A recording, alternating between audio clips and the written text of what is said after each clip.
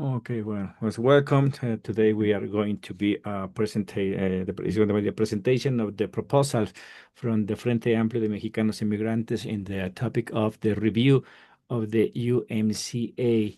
We are not experts. I think with most of the people that is affected by this trade between these three countries, we don't know exactly what's going on, what the numbers mean. So we are focused on that, our proposals, to make sure the people understand what means to be part of this commercial trade between these three countries. So that's the UMCA review. In Mexico es Revisión del T-MEC. Our experience is from the investigation that we've been doing in more than 2 years in our podcast and our bulletin, Hablemos de Migración, where we find out numbers that sometimes means not too much for us because they are saying that Mexico is well, but at the same time, we see that there's a lot of poverty in our country. Our fields, they're still suffering because people in Mexico, they are rather used to go to the United States to do exactly the same stuff that they should be doing here because they pay more over there. And then with these working groups that we've been managing right now, we find out that a lot of things they are bad in this matter. So 60% of the immigrants from Guerrero and Oaxaca, they get out of the field because they don't have enough money. There's a lot of poverty in those regions. Oaxaca is one of the largest states in Mexico and is the one with more small towns or municipios, how we call it here, and is one of the poorest places in Mexico. The 45% of the people that they displace on the way to go to the United States, and they are linking one another way to the UMCA. And since we don't know exactly what's going on in there, so we don't know how we are linked. Some of the problems that we find is that in Mexico, that's the labor. Labor is, the unions, they don't. They are not representing the people, and the people who want to get into unions, they are there's a persecution against them. In the United States, I think it is kind of the same. There is the environmental, you specify phytosanitary barriers to Mexican products. And we saw that I don't know in the USMCA, but in the TLC and the Tratado Libre Comercio from 1994, we saw a lot of problems with the Mexicans trucks trying to get into the United States, and they didn't allow them to do it. I don't know exactly how is that is still going right now. And in Canada, this trade that's limit access to public markets for migrants. They go over there pretty much. Where they are looking is just to people that they work and don't ask for any benefits. And the reported malpractices that we hear about it is a layoff due to the unionization, and that's in the chapter 23 of the USMCA. The mining pollution, this in the 24th, and we have a big problem with the Canadian companies in Mexico, and this going in chapter 24, as I say. And remittances fee, this 8% of that is charging right now, and this is chapter 33, and we need to add in this chapter, I think we need to be seeing the intent of Donald Trump to impose an extra tariff to the remesas. So the proposals that we have a few, and the first one is the radical transparency. We want in Mexico, if it's possible, in the three countries, to annual multilingual citizen report. It's something very easy that they shouldn't put in the hands of the people to understand what's going on with the USMCA. We know in Mexico all the time with the political parties, they talk about the USMCA. They say that Mexico is doing a lot of money, and that's true. Some companies, they are making a lot of money, but another ones, they are losing money, like our fields. Or the problem in Mexico with the food is that we don't have people doing the harvest. So, and I think we need to be letting know the people what's going on exactly, who is getting benefits with the USMCA and who is losing with that. That report as well, that needs to be the impact by region, sector, and ecological footprint, because that's different. Some of the people in Mexico, they might say they are doing well, but they don't know that this trade is affecting another part of the country, and that the end is the Mexican people is the one that they are losing. The second proposal is a Trinational Education Commission. The UMCA's promoters, they need to be there. There needs to be migrants sending in communities. On this one, what we are looking is we don't have enough education. People have no idea about what means to be in the USMCA, and that needs to change. We need to be training in labor rights. We were talking about that in the union cooperation and the labor rights, but I think that needs to be in the USMCA. This way is going to be more strong, because it's going to be something that the three countries they're going to agree on. We need to have it as well, the trade opportunities in the chapter 3, 7, and 11. They need to open the opportunities to migrants for everybody, but in the Frente Amplio de Mexicanos e Migrantes, we are very worried about the immigrants. So there need to be trade opportunities to migrants. We need to make sure that they are allowed to invest in some stuff and they benefit from this trade, in not only the big companies. Climate funds, the same. There's one of the biggest problems for that, the causes for that push people to leave their hometowns and try to find another place to live better, because the climate change is a reality that is affecting a lot of people here in our country. I'm going to make a pause. Dolores, bienvenida. Decidimos hacer la reunión en inglés. La mayoría o todos hablamos los dos idiomas. Creo que tú no muy bien, pero recuerda, estamos utilizando la aplicación EI Companion. Si algo no entiendes, aprieta en la estrellita y le pones ahí qué está diciendo Diego, y te va a decir todo, te lo va a poner en inglés, o qué está diciendo cualquiera de las personas, y en ese momento te lo va a poner en automático en español en tu computadora. Y tus intervenciones pueden ser en español, dudas, comentarios que tengas. Si algo no entendiste o un punto, la presentación está en inglés y en español, puedes preguntarlo en español y la contestaremos en español. ¿Ok? Bueno, continúo. Okay, so as I say, the Trinational Education Commission, that needs to be in the three countries. The people need to know exactly what's going on in Mexico, because Mexico, I think we are losing a lot of stuff, a lot of money from this.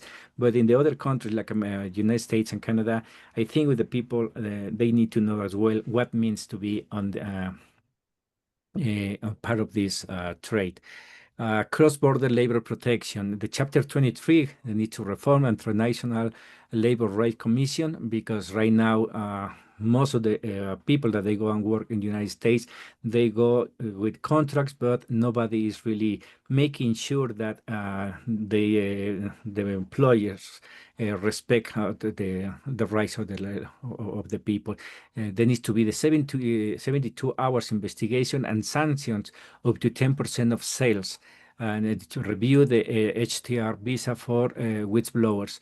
So this is where we need to protect that people that say something, that asks for the rights, to make sure they don't want to have any kind of or problem when they do that. And this 10% is something that we'll be talking about in the union cooperation, that to create a union of immigrants that check, make sure they protect, they are following the workers in the United States. This is part of that. This sanction, they should go to found this kind of program to protect the labor rights and everything that is related with migrants and the trade. The climate fund, that's the Trinational Ecological Repair Fund for 500 million US dollars. I think they need to be, it's a lot of money maybe for what we are asking, but the damage that the USMCA has been doing to the climate, I think it is significant. and we need to address that as well. And watershed restoration, indigenous agroecology projects. That's we need to make sure to start putting money to try to repair some of the damage that the companies they are doing in Mexico. I have no idea what how is the problems in the United States and Canada, but I think with Mexico in this thing of the climate and the change, I think it is the one who has been very damaged so far. And the last one is the remittance regulation. Right now, this is I think this at 8%, but each company that receive money to send it to Mexico, they can charge whatever they want. And we should be changed this reform to no more than 0.8% the remittance fee in the money that is sending from each United States and Canada to Mexico. This way, and as well, we need to add to make sure the government they don't put an extra tariff to the money that the immigrants they are sending to their home country, and the USMCA seal for institutions with no cost accounts and free exchange counseling. This is it's going to be kind of difficult, but we need to like validate which banks they are doing the best things for the to the exchange of money to Mexico. Right now that we are trying to push on this one, the tarjeta del Finabien, which is one of the ways that Mexico is the government of Mexico is trying to receive money from the United States through that this institution that used to be the telecom, the one with the telegrams. I think with Mexico tried to put in there to the Banco de Bienestar, but I think there were some problems. But I think they can do it through the Finabien. So this is the proposal that they are presenting to all of you. There are going to be some questions how to do is like how we can assure climate funds reach migrant sending communities, like what mechanism will prevent relations against labor whistleblowers, what percentage of the trinational budget should be allocated to the ecological parties found to impact local realities, and what role should Mexican consulate, I think this is very important, in the U.S. Canada play in implementing this proposal. I think this is something that we need to be addressing when we're going to be talking about consulates. I think we need to redefine what is the role of the consulates on this and many other matters. The other question is like how can women and young migrants be integrated into education commission without replicating traditional hierarchies.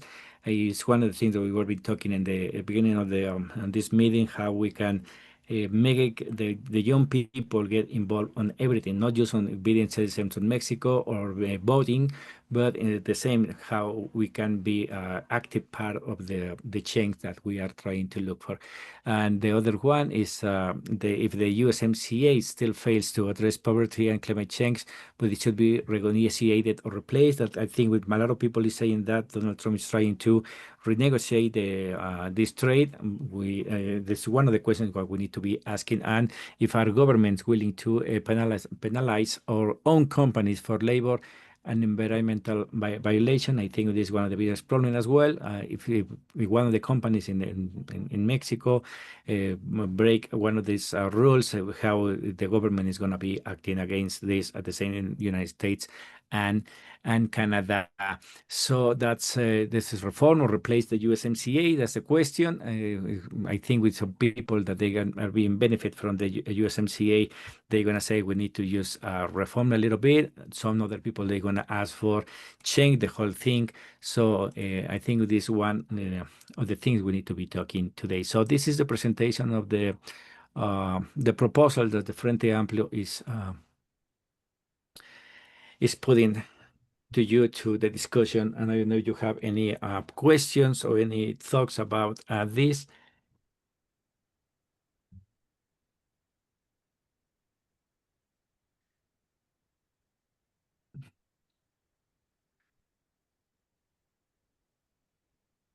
No one? Um, Okay, I have adelante. a question. Go ahead, Beatriz. Yeah. I have a question. Do you want us to do that, to just put our hand up and so we can go ahead and ask a Yes. question? We're at just a few, so you can just open your mic and talk. We don't have All right. but we have too many, yes, but right now you just open your Perfect. mic. I would say that definitely we have to review this USMCA because we are not addressing the poverty in Mexico because that's what I care the most. I'm not objective. I have to see that there's a lot of poverty, but then again, it should not be poverty like it is. That's why it needs to be also readdressed or reformed or whatever, but we're not paying attention to the climate change either. So these big corporations are really doing what they want without seeing that they're causing a lot of damage to Mexico, especially. I don't know Canada how is Canada doing, but I know how United States is doing. So definitely we need to reform it or replace it. Okay. Yeah, and I think in Mexico the problem is that those decisions they are made by the Senate, and most of their deputies they have no idea what's going on. Most of the Mexican population they have no idea. I don't know United States, but I'm pretty sure that most of the people, regular people, they have no idea what when they say USMCA, they will say yes, we need should be going on or just take it away. I see. One is the thing we were trying to hear to the table is to we need to talk about this and know exactly what's going on. This way, I think with the people can be criticizing what's going on and ask for a reform of this or just throw it away and do something new. But yes, this is one of the main things that we are trying to achieve here. Anybody else? Can I tell you about the remittances?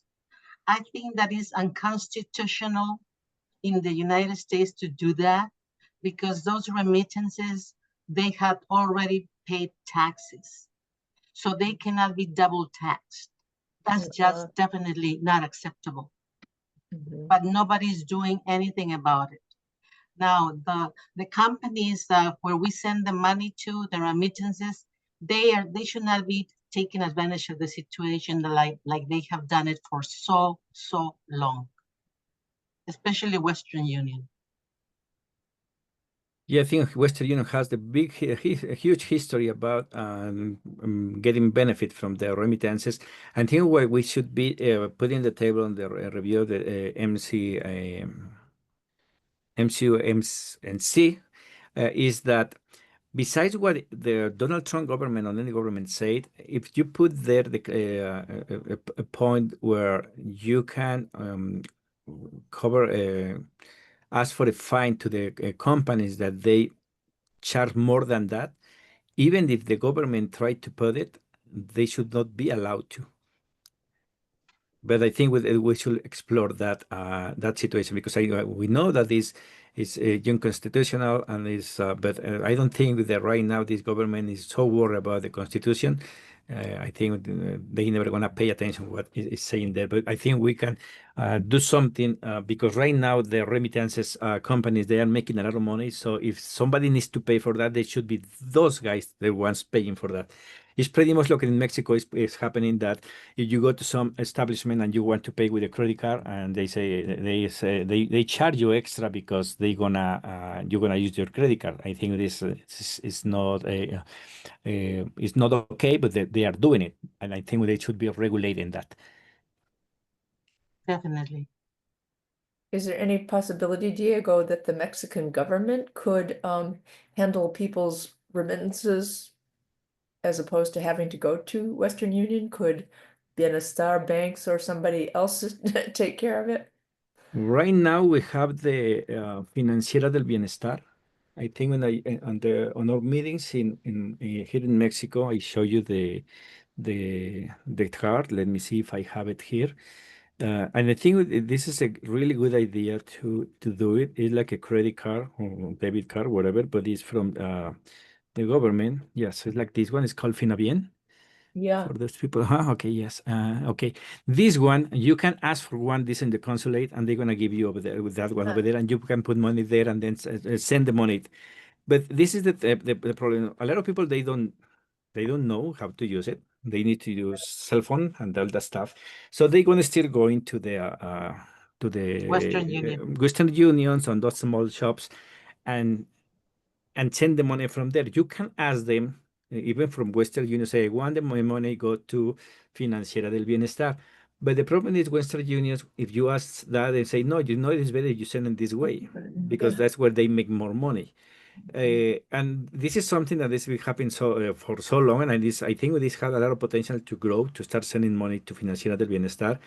But the problem is very limited the number of places where you can go and collect your money, because even when this Finabien has many offices, there's still just a few with a little, because there is no connection between them to banks and all that stuff, and everything is an extra charge.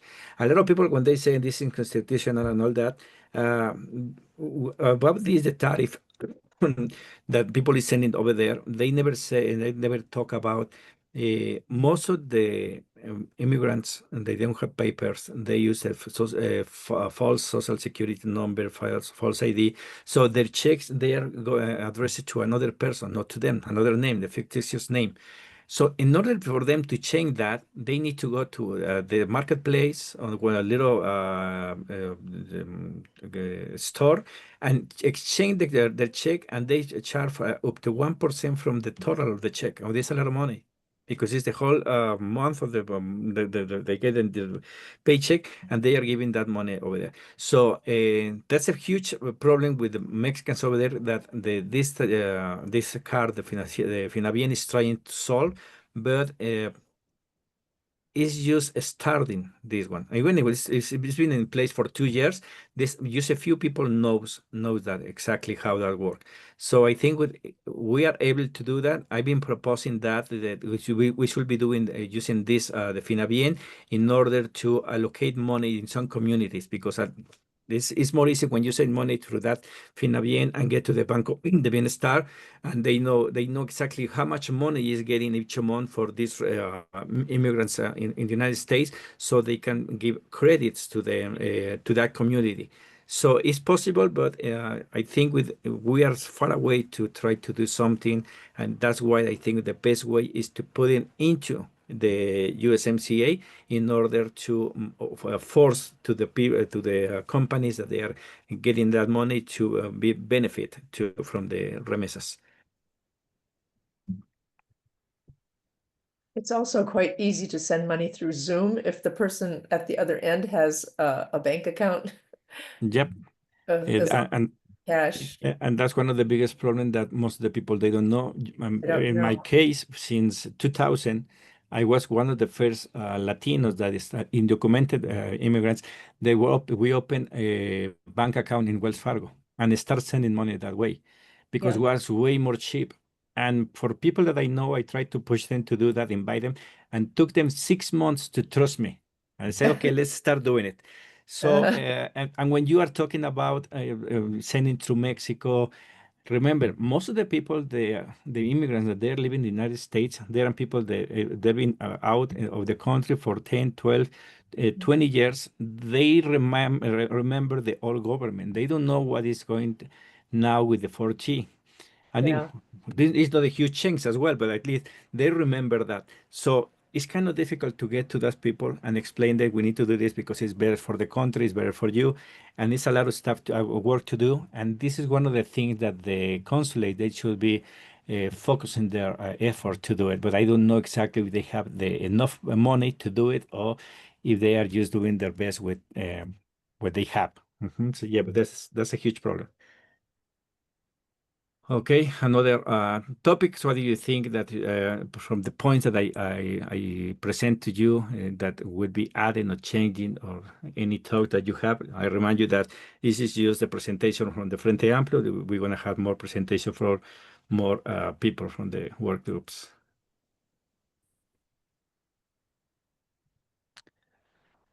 Dolores, ¿alguna pregunta sobre la presentación? tus pensamientos sobre el T-MEC, qué tanto en tu experiencia como que recibes a la gente de retorno, ¿saben lo que involucra el T-MEC o no se habla para nada? Ah, no, pues en realidad la gente cuando regresa no tiene una idea del tratado, pero ni siquiera las personas que están trabajando con visa H2A, creo que es, ¿no? Los que Ujú, se van al sí. campo. No hay como una referencia al T-MEC. Más bien son las organizaciones las que se han dado cuenta de esta problemática del abandono de los trabajadores en Estados Unidos, ¿no? Pero no, en realidad, solo algunas organizaciones estamos preocupadas por este tema y quisiera comentar y que pudieras tú expresar también hacia las demás personas que como nosotros vemos niveles amplios y muy inaceptables de explotación para los trabajadores del campo, eh, tratamos de que los abogados democráticos de aquí de México pudieran tomar los casos, pero no lo logramos. Y no hay desde México no hay una protección jurídica para los trabajadores en Estados Unidos. Simplemente los manda la Secretaría del Trabajo y cuando los manda se olvida de ellos. No hay un seguimiento, no hay no hay esa protección que se supone que debería de estar en los consulados, pero que tampoco lo está, ¿no? Eso nada más. Yeah. Gracias. Okay, what she say is that one of the things that the people that she's received people that they are coming back to Mexico, and they have no idea exactly what's going on with the USMCA. Most of the ones that they know exactly what's going on, their organization. But one of the things that she said is that we don't have lawyers in Mexico to protect the people that go to the United States and Canada with work visas, with contracts, and the labor secretariat they send them over there, but they never follow exactly what's going on. That's something that the consulate they should be doing, but they are not doing it. So, and I think it's something that we should be put in place. That is pretty much on my on the chapter 23 that is talking about labor rights. I think we should be check exactly what's going on and implement something that we've been talking about in labor rights and union cooperation, that to make sure somebody is checking that the labor rights they are being respected for the immigrants. I think that is one of the topics that they go on these two tables: the the USMCA, the union cooperation, and the labor rights for the immigrants over there. I think that, and it's something that should be being enforced by the consulates, but we're going to talk about that in that. Y sí, Dolores, eso creo que sería importante meterlo en el capítulo, parte del capítulo 23, ver si no está, cómo se implementa, y es un tema que va en las tres mesas. Va en esta mesa, va en la mesa de la cooperación sindical, podemos utilizar los sindicatos para eso, y también en la mesa de los derechos laborales. Otra Ok. cosa, pienso que hay Ujú. un apartado en el tratado que habla sobre la observación de las organizaciones en Estados Unidos. Y quizás ahí faltaría como la incorporación de organizaciones de trabajadores que pudieran hacer estas observaciones allá, directamente en el campo. ¿Es As you posible? say that in the USMCA, she thinks that this clause that say that there should be organization making sure following the respect of everything over there in the United States, but he has no idea what's going on. And I think with this is something that we were talking about in the unions work group about the rapid response mechanism. We were talking about how was benefit for the unions and specifically here in Silao, Guanajuato with Cynthia. And it's something that most of us, we don't know that exists. We don't know exactly how that works. I think that Macy, you were saying something that sometimes that works better for Mexico than for the United States. I think you say something like that. No, when we talk about the USMCA, all the time we are thinking about, oh, Mexico is the one that is losing everything. and the USA is winning everything. I think with this corporation, big business, that they are winning everything in Mexico and the United States, but the regular people, we are the ones that we are losing because we don't know exactly how to use the USMCA. Gracias. We're gonna have, we'll make a proposal having to do with the RRM mechanism later, so we will hopefully do that. I wanted to say too that agricultural workers are not included, so they can't file RRMs, and that's a big problem because that's a place where there's a lot of abuse.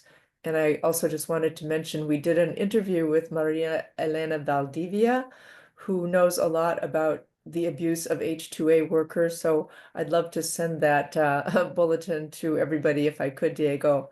Sure. Yeah, and yeah, so anyway, we'll have more at another table. Yeah, sure. And yes, and as I would say, this is just, we are not expert on that. We have no idea exactly about many things. What we know is we don't know a lot of stuff. That's what we are trying as a Frente Amplio, Mexicanos Inmigrantes. We are bringing the questions here that we should be talking about that. And for these of the agricultural workers, we know that we are not in part of that, but I think it's one of the things that we propose in the union corporation. The union corporation was create the organization, like kind of the union that is financed by the government in Mexico to make sure, check that the rights of all the employers, the employees in the United States and Canada, they are being respected, and that includes the agricultural workers. That right now, I don't think they're gonna want to add it into the USMCA, but we can do something Let's make them. outside. Yes, One Yvonne. Yeah. One last Mason? comment before Yvonne speaks. Yeah. You know, we want the T-MEC to benefit workers, not just the companies. But right now, the employers have their own organization in Mexico, and they're going to try to influence the T-MEC. Like they want to get rid of some of the protections for workers. So our diputados need to watch out for that. Yes, and this is one of the things that when they ask me why you are bringing this topic when the one who we are getting support right now is the deputies here in Mexico, and I say why you bring this topic here when it's not something that the deputies they are involved. I say because the deputies they are the ones they need to be involved in this specific topic because it's so important for the whole country. So I think this is what we are trying to achieve. Adelante, Ivonne. Sí, buenas tardes. Mira, es la primera vez que me conecto. No sé si mi pregunta vaya a ser o mi comentario vaya a ser similar a lo que se está platicando. No sé si en algún momento han comentado o ya se tiene algo relacionado por decir a las personas que vayan a ser regresadas a México. ¿Qué va a pasar con todos los depósitos que se han hecho para su fondo de retiro? No sé si tenga algo trabajado como lo habían hecho en el pasado con los braceros. Okay, what she is asking is that if what happened with the people, the immigrants that they are coming back to Mexico, and they have their money for the retirement over there. What's going to happen with that? Ok, y nada más te aviso, Ivonne, no sé cómo estás en el inglés, pero estamos usando el AI Companion, si esa es la primera vez. Normalmente tendemos a hacer, si se necesita bilingüe, lo hacemos bilingüe, si no, nos vamos a un solo idioma, pero en Sí el AI entiendo el Companion, idioma. perfecto, ok, para no volver a explicar, no está, no está dentro del T-MEC, no está en ningún lado el día de hoy, en la mesa de cooperación sindical traje el tema de las aportaciones al Seguro Social. Desde la reforma del 86, de la gran amnistía, la mayoría de los trabajadores indocumentados presentan documentación, aunque sea falsa, para poder trabajar, para que se les retengan sus aportaciones, seguro social, y dependiendo del estado, una diferente serie de retenciones. Ese dinero no es reclamado. Y yo el último dato que tuve que eran millones de dólares hasta 1996, o sea, 10 años después de la amnistía. De ahí se dejó de publicar. El día de hoy yo he escuchado por ahí a 2, 3 personas. La última persona de renombre que se puede decir que mencionó esto fue Jacob Polemski hace ya bastantes años, que lo mencionó, hay que pedir ese dinero. Entonces, una de las propuestas era que si se estudie esta posibilidad, que hay con ese dinero que nadie ha reclamado, que muchos no van a reclamar, que sea transferido a México, así como lo que se hizo aquí por López Obrador con las Afores, que había Afores que nadie estaba reclamando y que se las quitó a las compañías privadas, a los bancos, y él las guardó porque eso sigue generando riqueza.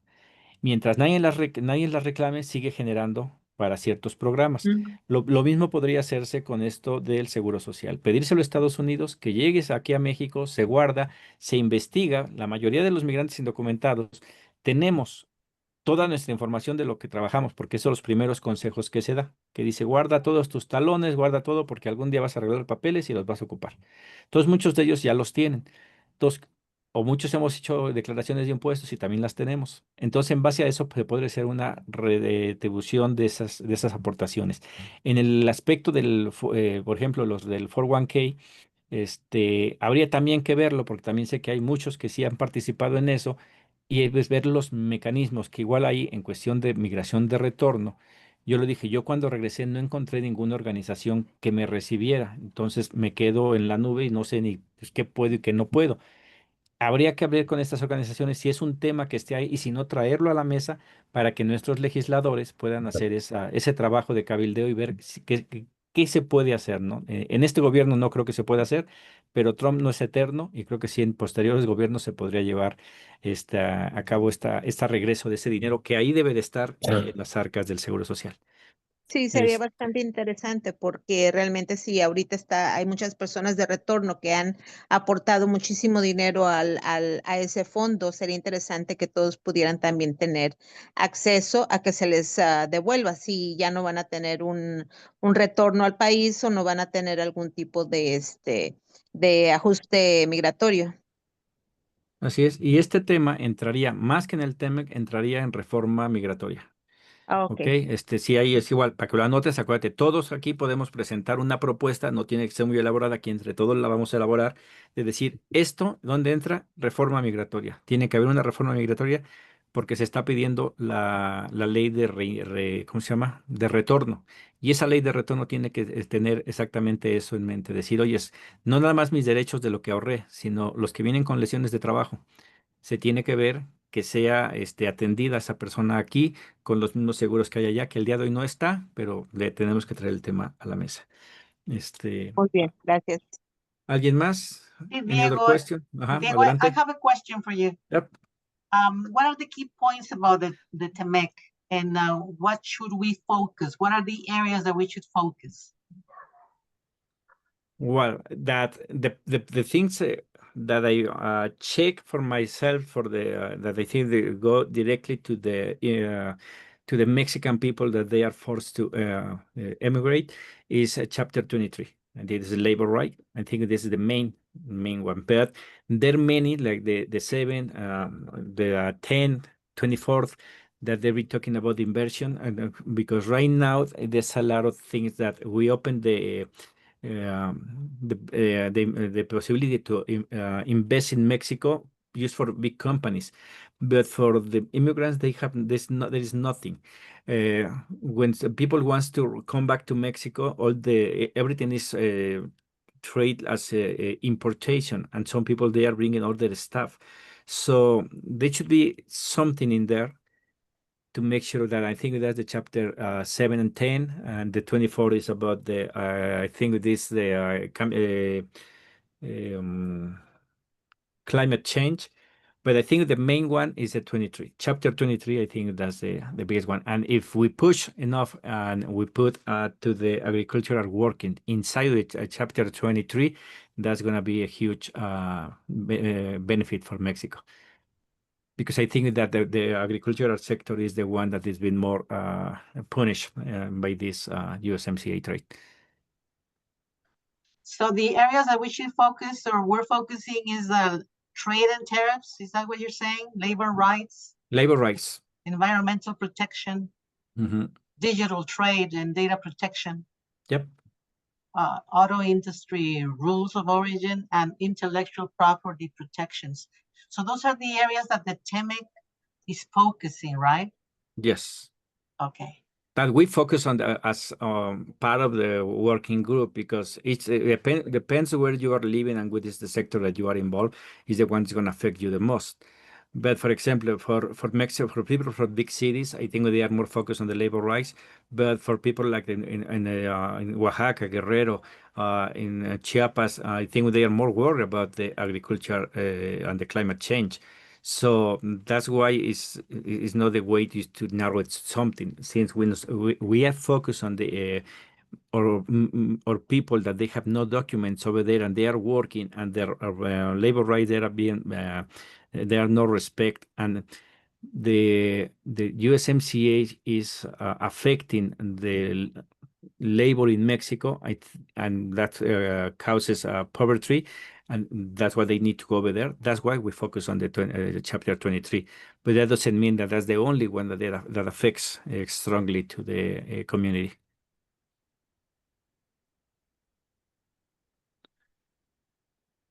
Okay. Any other questions? ¿Alguna otra pregunta? Participación, ideas que tengan o preguntas. Hola, buenas tardes. Yo quería Buenas. preguntarle y comentarle algo. Em, Estaba hablando sobre protección laboral, ¿verdad? Yo quería saber cómo podemos ayudar a nuestros compañeros mexicanos aquí en Nueva York, porque muchos de ellos trabajan y no les pagan en cheque, les pagan en efectivo. Entonces, en varias ocasiones tienen algún accidente.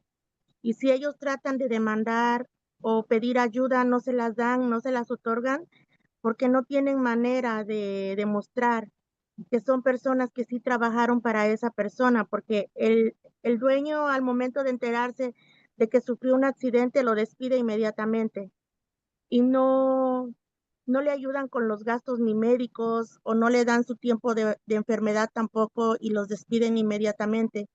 Y muchas de las veces los compañeros quedan muy mal físicamente, ya no pueden volver a trabajar y muchos de ellos terminan en la calle porque ya no tienen ni para pagar su renta, ni para comer. ¿Y cómo podríamos hacer para poder ayudar a ellos también? Okay. What she's asking us how we can help the workers that they get paid under the table, and when they have an accident, they are just getting fired and they have no idea how to um, defend themselves. Okay. ¿Qué podemos hacer aquí? En esta propuesta del T-MEC, parte de lo que nosotros queremos es que haya cierta protección para aquellos trabajadores que denuncian, que en automático no se haya una deportación, que haya algún tipo de alivio migratorio para ellos. El día de hoy en Estados Unidos está la visa, la 2U, creo que es esa, la de para las víctimas de alguna de violencia, que habría que ver, crear un tipo de visa que también protegiera un permiso de trabajo para estas personas. Pero independientemente si no se logra el día de hoy, todavía sí se pueden hacer cosas. Lamentablemente, si hace falta la unidad. ¿Qué pasa si yo estoy trabajando y me pagan por debajo de la mesa en efectivo y me accidento? Tengo que ir a denunciar. Así de fácil. O sea, y hay en Estados Unidos, no conozco Nueva York, pero conozco en San Diego.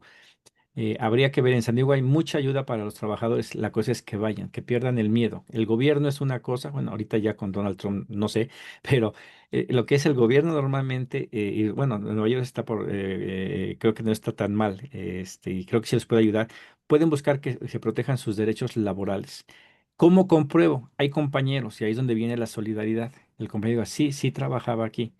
Y a veces es el informar y es parte también de una de las propuestas que tenemos en la mesa de reforma de derechos laborales, es el de poder difundir cuántas demandas colectivas se han ganado en defensa de los derechos laborales, que hay muchas en Estados Unidos que normalmente son impulsadas por ciudadanos norteamericanos, pero también por ciudadanos indocumentados que han visto que han violentado sus derechos y que han demandado y salen ganando.